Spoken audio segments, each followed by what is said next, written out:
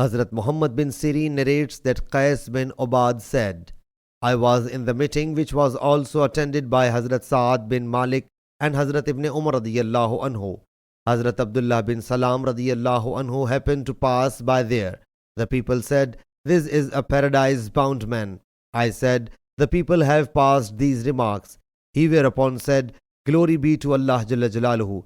It is not befitting for the people to say a thing which they don't know.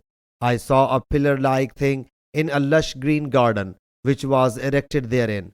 On its top there was a handhold, and by its bottom there was a servant. Minsaf is from Wasif. I was asked to ascend, so I ascended until I clutched that handhold. I then mentioned it to Allah's Apostle sallallahu alaihi wasallam. Allah's Apostle sallallahu alaihi wasallam therefore said, When Abdullah bin Salam radiyallahu anhu will pass away, he will be holding the handhold of the religion tight. Sahih Bukhari, Hadith number 7010.